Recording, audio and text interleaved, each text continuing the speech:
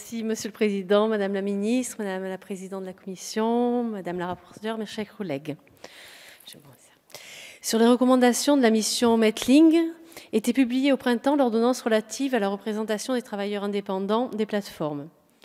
Dans la lignée de la responsabilité sociale des plateformes, créée en 2016, ou de garanties nouvelles apportées en 2019, cette ordonnance doit apporter des réponses à un angle mort de notre Code du travail.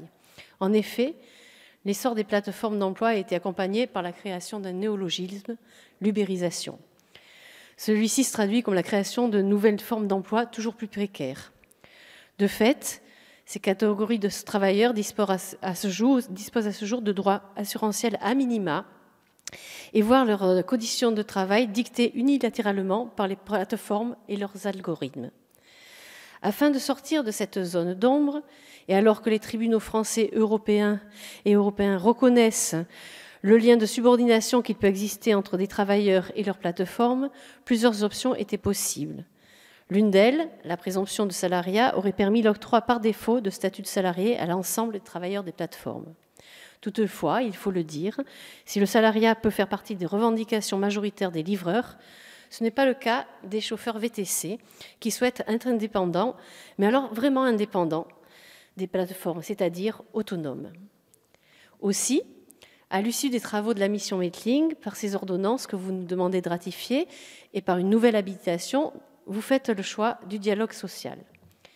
Bien que par nature très attaché à l'effectivité de l'accès aux droits sociaux offerts par notre système de protection sociale, je ne m'oppose pas au choix du gouvernement parce qu'il respecte la volonté des travailleurs des plateformes. Toutefois, et c'est l'objet des amendements portés par Aurélien Taché que j'ai co-signés, nous considérons que la réponse apportée n'est pas encore suffisante. Il ne peut y avoir de réelle indépendance sans maîtrise du contenu des algorithmes.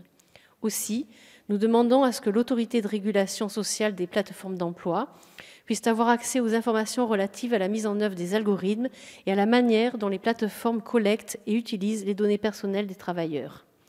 Cette transparence est la condition sine qua non de leur indépendance supposée ou réelle aux plateformes. De surcroît, le délai de l'habilitation est trop long.